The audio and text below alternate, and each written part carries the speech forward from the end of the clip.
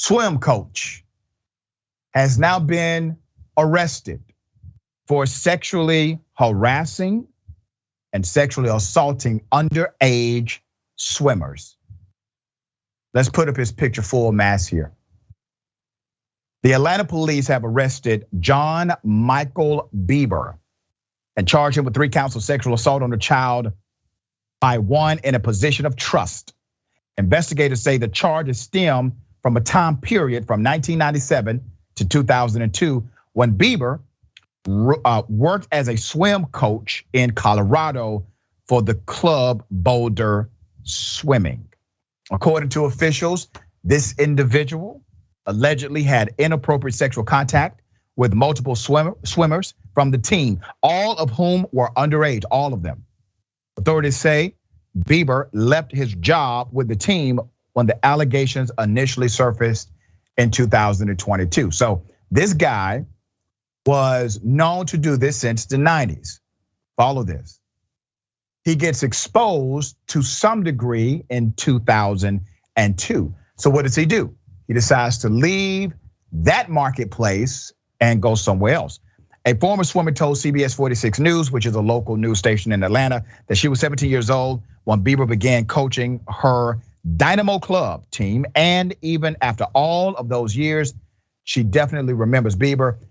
When he would gather around to do the sets, he would sometimes get a little closer and it would feel physically uncomfortable being in the swimsuit and everything, the swimmer said. The swimmer, who is now in her 30s, who did not want to share her name for privacy's sake, described in detail some of the interactions she had with the swim coach during practice back then. Sometimes he would talk to you personally and he would pat me on the back for no reason and stroke my shoulders. And then he would do that to a lot of female swimmers. Now that's one account. The other accounts are much more graphic. Bieber went on to coach swim teams in multiple places. So let's name the places he's been: Atlanta, Florida, Albany, New York.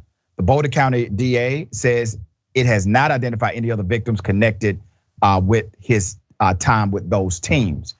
They have not identified them. Now, this is still early in their investigation. This is early in the arrest. There's much more information that's not on record, and they are respecting the privacy, obviously, of the victims. Now, we have talked about this before. We have talked about the fact that individuals who are monstrous, who are perverts, will engage themselves in positions of public trust in order to have an opportunity to do exactly what they like to do. And that's why as parents, as mentors, as those that guide young people, we have to be vigilant. We all have to be very vigilant about individuals that seem trustworthy. I know it's not the most comfortable thing to do, but sometimes you have to give a young person significant grace so that they can talk to you about anything in the world. I do it with my own daughter. I want my daughter to know I don't care what it is. She has a judgment-free environment to talk to me. Those kinds of environments make conducive for open conversations.